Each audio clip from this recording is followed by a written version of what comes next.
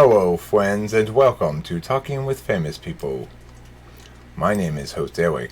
I work for Sprouts. And I work for Sprouts. Tonight, I'm making a video called Cognitive Functions. Is Your Understanding Simple? Really, the title of it's going to be something like, how can we know who's right or what's right about cognitive functions? Something like that. And this video is prompted by a comment Damon Gray said to me the other day. He told me that he very well might be an ENTJ in my understanding of things, but he's an ESTP in socionics' understanding of things. Now, that's a seriously good, bad argument. So, in other words, like,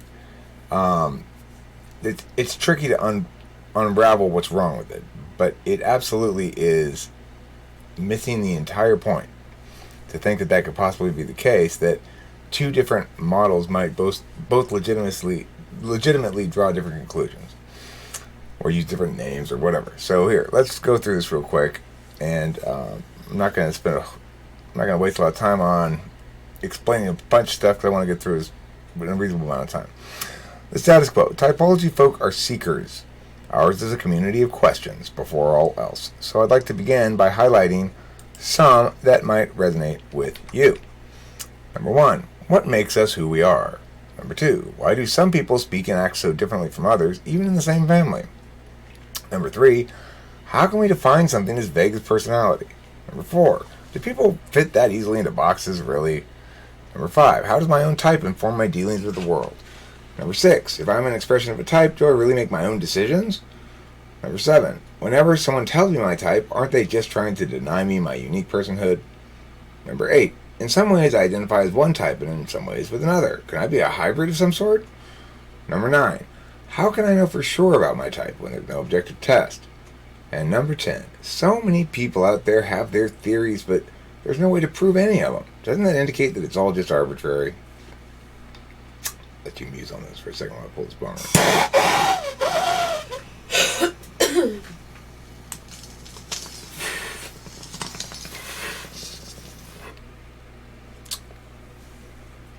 Cognitive functions may provide some answers, but we can't really begin to understand those answers until we first answer some more fundamental questions. Pardon me. What kind of a thing is typology an example of? This is a critical question that I don't think people really ask very much. What kind of a thing is typology? So, for example, relativity. What kind of a thing is that? It's a theory, a physics theory. The Dodgers. What kind of a thing is that? It's a baseball team. Typology. What kind of thing is that? Okay, number 2, how is that kind of thing normally tested or validated or falsified or whatever? In other words, if I were to say, the Dodgers aren't any good, they can't throw a football for shit. Well, that would not be the wrong way to validate or test or falsify a baseball team, right? Number 3, what are the various ways in which we might additionally validate or falsify that kind of thing that might shed some additional reinforcement on our status that we afford it, that aren't necessarily the standards, just to reinforce what we're saying? How are some other ways we can check? The answer is number 1, it's a programming language, sort of. It's a mechanical model of a dynamic system. It reduces consciousness to a manageable number of vectors and variables successfully when framed with a completed shell. That is to say, you're never going to successfully model this if you don't have a full shell. And what that means is a successful model needs to have all these various kinds of components, or else it'll break down shortly after you get it running. The idea is you sim it, right? It should be something you can simulate. Another possible answer is it's a taxonomy. It's not an answer I give anymore. Back when I was talking about it as though it were a taxonomy, I wasn't talking so much about the mechanics. I refer to it as such. It's important that we use correct words in that regard. If you don't know the difference between a taxonomy and a model, then you don't know what your ideas about it are, what you're trying to do. what kind of thing it is. 2, how can we test it? Simulate the model. I mean, the model is, if done properly, a program that simulates the system you're modeling. More precisely, it's the program that must be translated then, after you've generated it, by a coder into an actual computer programming language. If you wanted to do this properly, then the step after me articulating all of the mechanical dynamics would be to have that coded out into like Python or something. I can't do that, but somebody can. C, this means all elements must be of a sort that can be rendered into expressions of the vectors, variables, and units that make up the model. And if something can't be rendered into that in a mechanical fashion, then it's not part of the model. Consistencies and slopes. This is another way we can potentially falsify, verify, whatever, something like the kind of thing we're doing, which is a model of a dynamic system. So we can check it for internal consistency, we can check it for consistency with norms of the answer 1, like is it consistent with how things like mechanical models and programming languages are normally tested, or I mean, how they normally manifest. We can check consistency with common understandings of the terms. In other words, are my definitions of the terms, do they fit with most people's definitions in general? And if they deviate from those, can we, is there a good reason for that? Is it can we establish that it's because those other definitions are not quite right? Well, that's what the sim will tell us if it tests out, in part. Consistency with empirical data. So,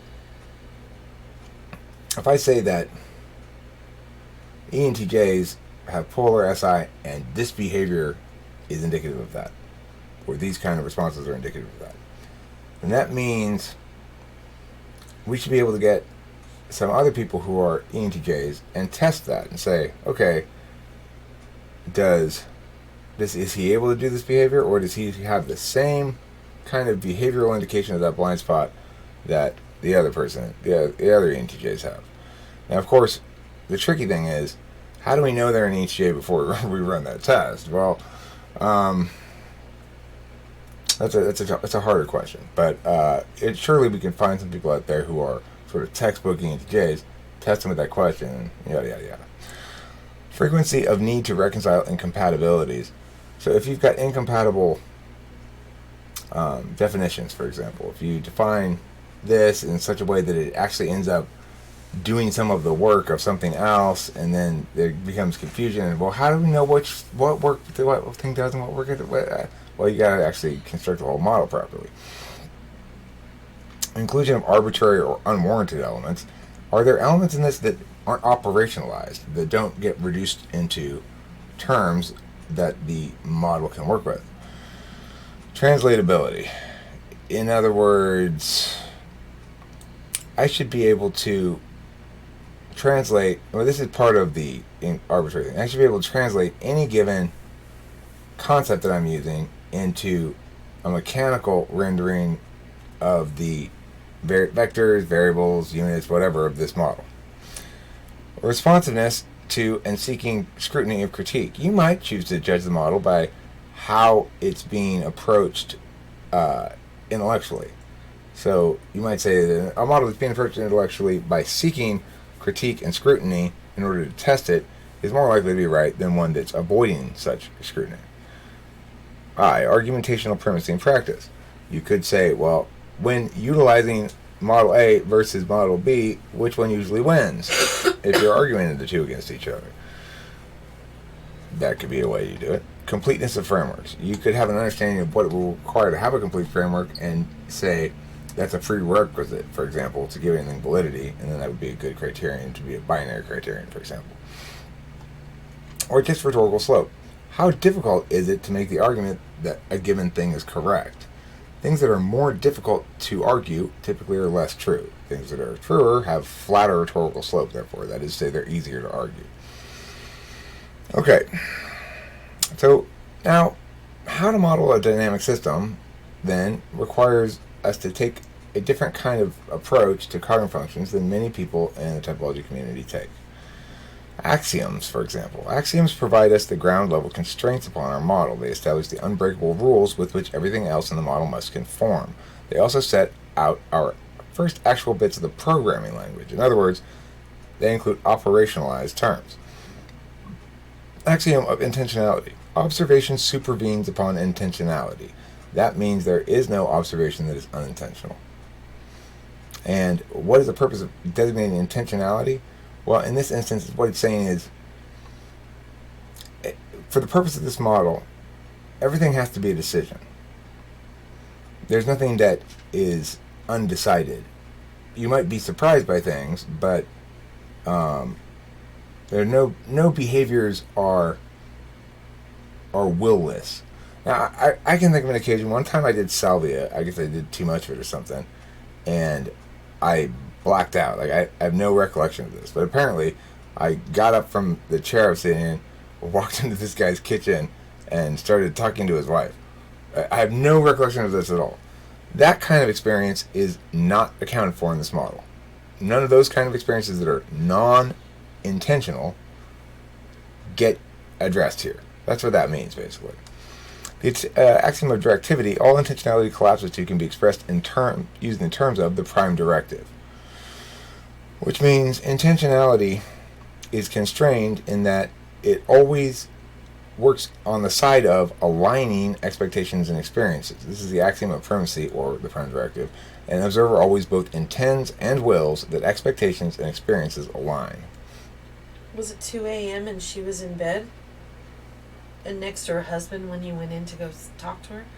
No, it was like 10 in the morning. This is my old pot dealer. I went to his house to get weed after I'd gotten the salvia. And I was like, hey, I gotta try this salvia out here, right? I still have no idea. As far as I'm concerned, I've still never met the man's wife. I'd never seen her before. I'd gone to buy weed from the guy a million times. I'd never gone in his house, so we always do it out in the garage. So, this was very unusual behavior for me to just abruptly get up from my chair, walk into his kitchen, which I had never been in before, and, I was just not there at all. In terms of intentionality or willfulness, I was absent. But this model doesn't account for that. Okay, so top-level terms then. Observation is any expression of attention. And an expression of attention is basically a part of an event. So an event comprises, blocks of attention related to a specific frame. This is the problem I'm paying attention to. Like this thing right now is a block of attention for me, making and reading this thing. It's an event in that the beginning of making this thing to the end of making this video comprises one thing, one object in my head. Now note, there were things I did between starting it and coming back to it today. It doesn't matter. In my mind, I put that first half of the work and this other second half of the work together into a single event that just has two time sections to it, right? So that's what I mean by an expression, is that those events are made up of complex packages of attentional interactivities with environments and on fields. And so an expression then is a smaller chunk of attention comprising one of those events. Expectation, an object on an internal field against which a more recent object on an internal field is checked for legitimacy. So when you get a new piece of information, you check it against some existing object that's expressing an expectation. Reality, an object on an internal field checked against a less recent object for legitimacy. So in other words, the new object comprises reality, the old object comprises expectation. Behavior, an expression of attention that establishes or impacts on an external field. And link, behavior that includes existing objects on any field, not an external field. Okay, and so these things are now operationalized in that we can at least pretty easily think of how one might mechanically model this. Like, you have to define your vectors, and the vectors are all defined relationally to other things. So anyway, we'll go further. Kinds of attention. Below are 4 terms. Intentional, willful, or operational terms, but reflexive and reflective are not. What this means is that one of the limitations of the model is that it must excise the open system vector of reflexivity in order to keep the model's mechanics manageable. We can look at these four words, therefore, to understand what it means to operationalize a definition. Intentionality and willfulness differ in that only willful action is agential. Thus, being executes agency through the front four functions, and the being through the back four always occurs as per the dictates of the willful frame, or automatically. Reflexivity and reflectivity refer to the capacity of people to violate the rules of the paragraph just above this one. In theory, this vector could be incorporated into the model, but it would make it hellishly more complex, possibly insurmountably so. So it's excluded. Remember, we make a kind of map, and that it doesn't show each blade of grass is okay. In fact, it's not a bug in the system, it's a feature. So to reiterate, in reality, people can attend reflectively. That is to say, they are not locked into all willful action must be their first four functions, and all intentional or non-willful, but nevertheless intentional action must be their back four. That's not reality. But this model must act as though that is reality. And so in reality, people can attend reflectively, but this distinction is not operationalized. It cannot be expressed in the programming language and represents a hard limit on the extent to which the model can mechanically demonstrate the dynamics of the system. So in other words, this doesn't account for open system growth of people, and that's okay. Intentional, that's what you can call unconscious. Willful, you can call that conscious. I'm calling them intentional and willful because it links in with the terms here, makes these more easily, I think they're just more accurate, basically. And anyway, that's the terms I'm using, because conscious and unconscious is not accurate. Intentional functions are not unconscious, they're just not willful. Okay, reflexive, much but not all attention is reflexive. Intentional is almost always reflexive. Willful is often reflexive. Type is really a description of reflexivity patterns. Cognitive functions explain how reflexively attending means manifesting one way of reflex more frequently than other possible ways. There's your handedness analogy right there. That if I'm going to reflexively use my right hand, then I am going to, that means I'm going to use it more often than my left, right? Pretty straightforward. Reflective is the opposite. Reflective attention occurs through metacognition about one's own reflexive attentional habits. Such self-observation loosens the grip of the reflex upon the self and offers one path towards self-growth. Free will, then, is best defined, perhaps, as the application of reflective attention. Note, reflection itself is not reflective attention. Reflection may or may not include the kind of metacognition needed. Regardless, the work done to enable reflective attention is not the reflective attention itself. Attention deemed reflective is any attention contrary to reflex. The metacognition that enabled non-reflexive attentional engagement would itself be reflective only when such metacognition itself runs contrary to reflex. So, if that's a little too convoluted, you could read it again or something. It makes perfect sense, actually, what I'm saying here, but it's hard to explain. Fields. So, we've got to deal with, this is not the right, no, like this. There.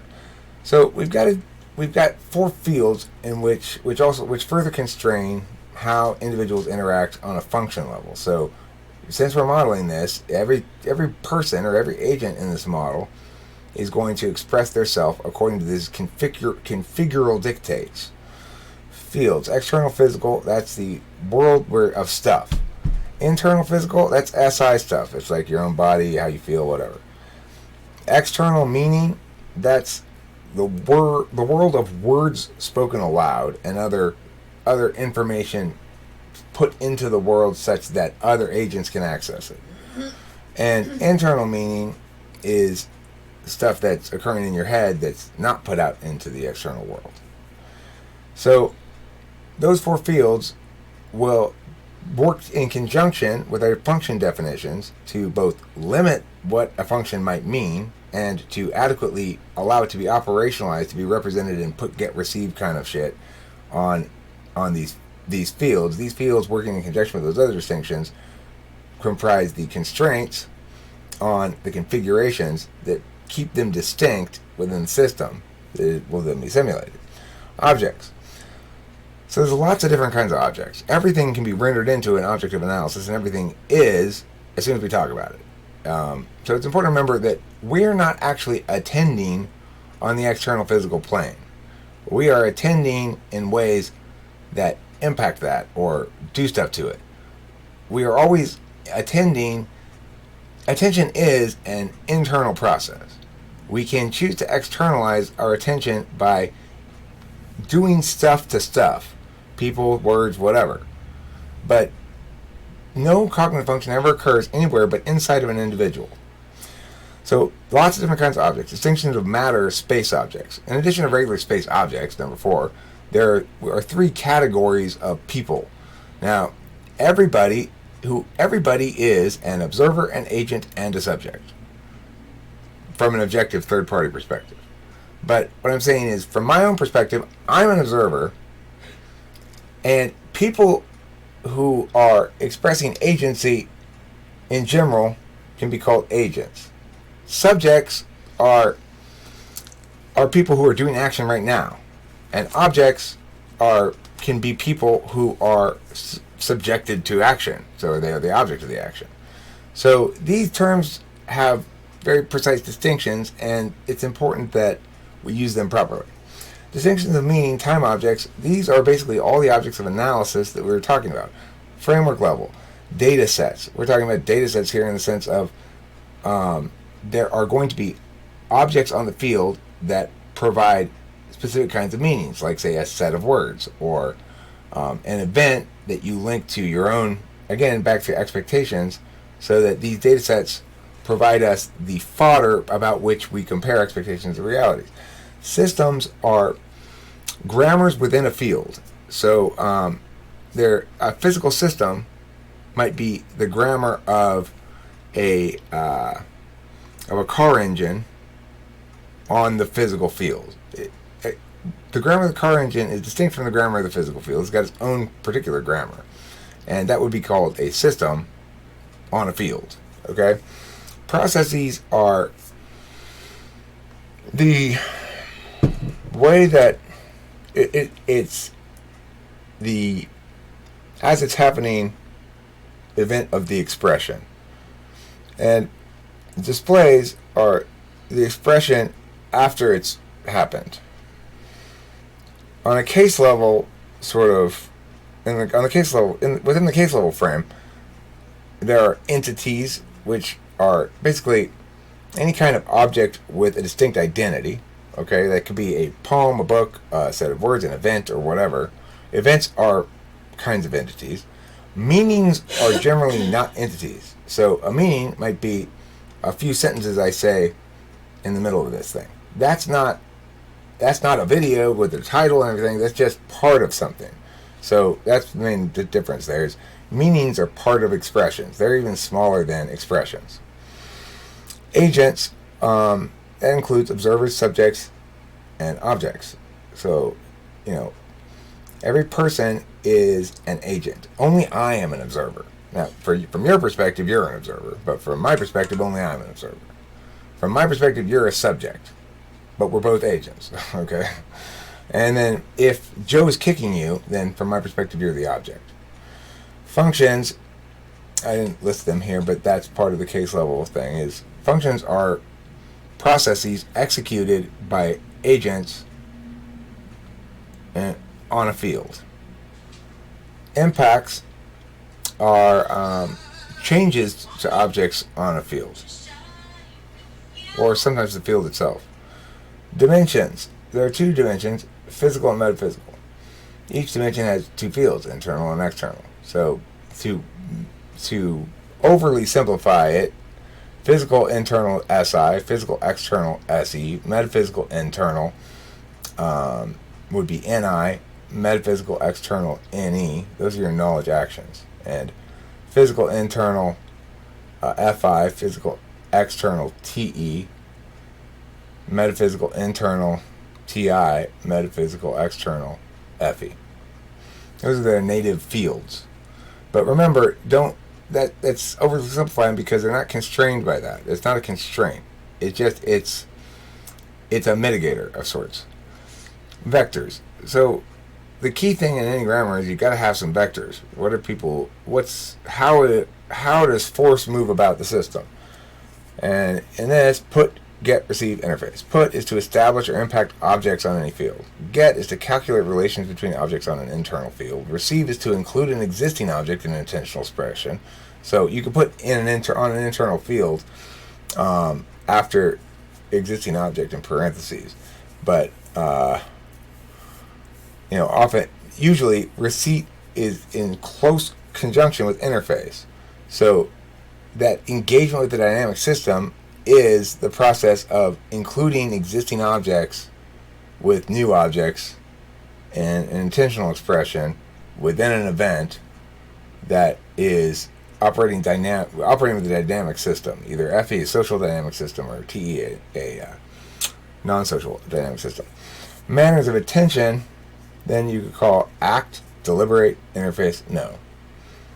That lines up with these ones, okay? So these are basically, they're not synonyms because some of them are operationalized and some of them aren't. These aren't operationalized. These are natural language descriptions. Channels of attention, same here. These are not operationalized terms. These are human language descriptions. Impact, ideate, parse, feel, solve, collaborate, intuit, archive. In other words, this isn't part of the machine code. This is the thing that we're going to see. Whatever that reflects some of the mechanics of these things that are operationalized, but in ways that package them more knowably for us. So here are function definitions in terms of mechanics. Extroverted sensing puts on an external field, engages dynamically real-time updates with the external physical field. Extroverted intuition puts on a metaphysical field. And B, engages dynamically with the metaphysical fields. 3, introverted thinking gets on the internal metaphysical field. Introverted feeling gets on the internal physical field. Extroverted thinking interfaces dynamically with non-agential systems on an external field. Extroverted feeling interfaces dynamically with agential systems on an external field. Introverted intuition receives on the internal metaphysical field, and introverted sensing receives on the internal physical field. Now, if these words confuse you, put, get, receive, interface. Use these ones instead. Act, deliberate, interface, know. That's what these ones are for. Because it makes more sense to us to say that TI deliberates than to say that it gets. But in terms of the movement, the impetus and movement of information, those deliberative functions are get from a computer standpoint. But that doesn't intuitively feel like the right word to us, so we prefer to use deliberate, which is more correct in terms of natural language. And receiving on the internal physical field. What does that mean? Receive. You receive things. When you know things you're receiving. Well, forget the word receive. Then don't worry about that. Just call it knowing. Knowing by experience. Knowing by excluding experience from the knowledge equation. And then these are mantles. So mantles are basically units. They are sort of operationalized because they're deemed units, but as such, they're just that, and any operation involving them,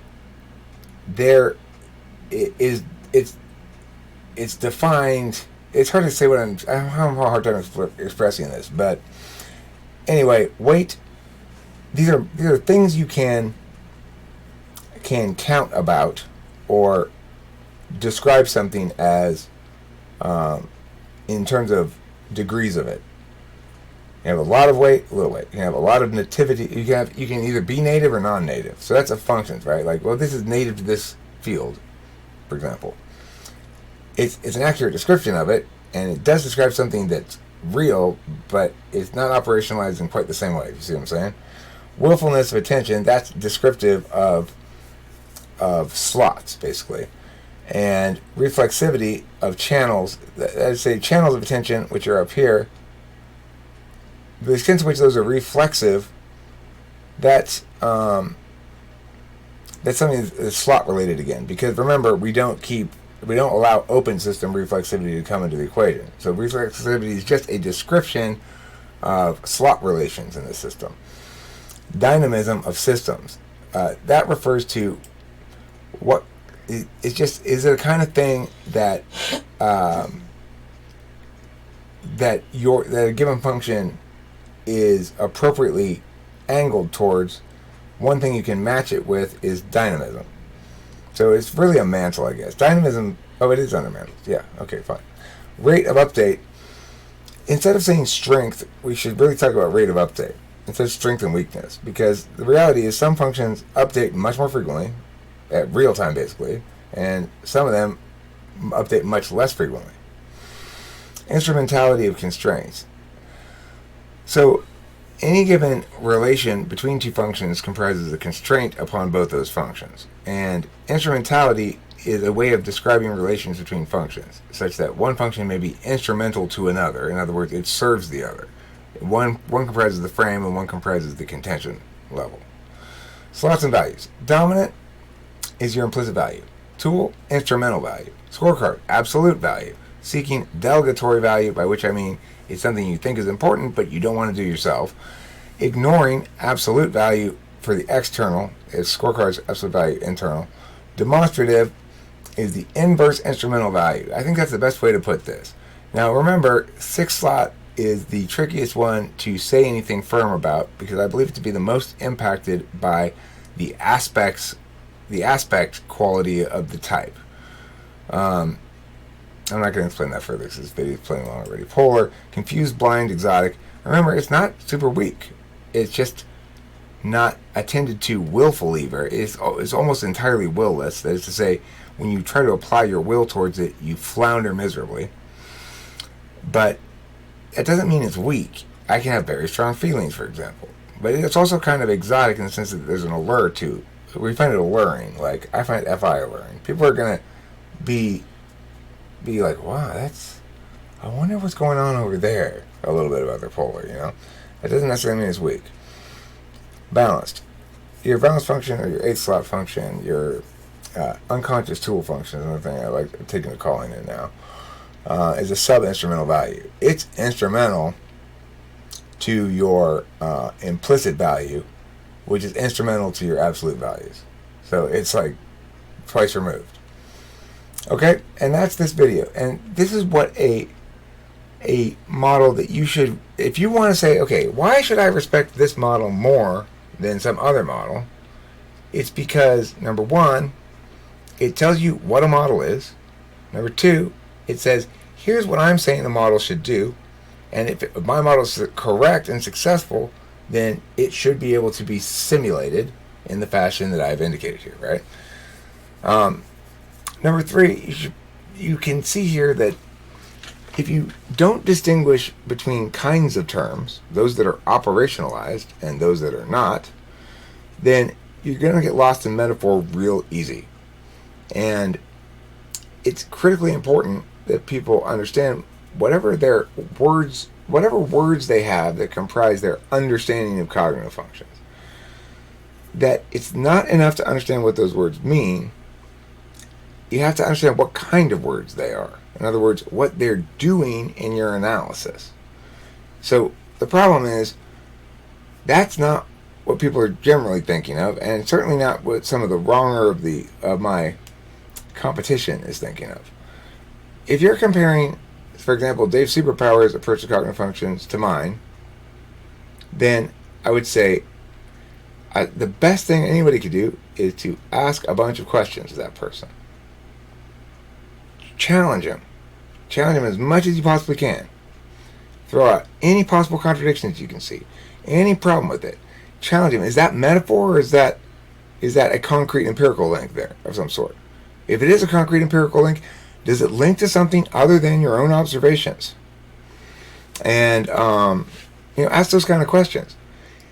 Whether or not the model is robust enough to provide answers to those questions is going to be one good check you can use. Number two, whether or not the individual who claims ownership of the model is interested and willing to hear those critiques and answer those questions is going to be a second good test. So that's my, hopefully it's a takeaway from this video.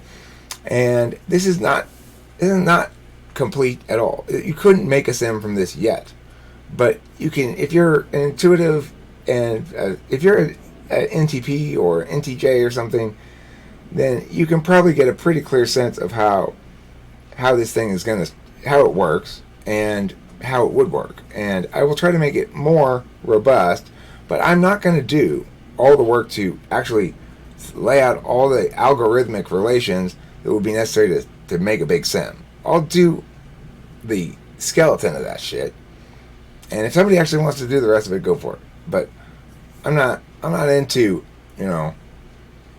lifelong labors or whatever of perfection. Good enough. It's good enough if it does, if it provides a mechanism of falsification and it validates on all the existing validations and it's better than all the alternatives. That's good enough for me. Thanks for watching. Don't forget to critique your local typologist, including me, looking always for instances of wrongness.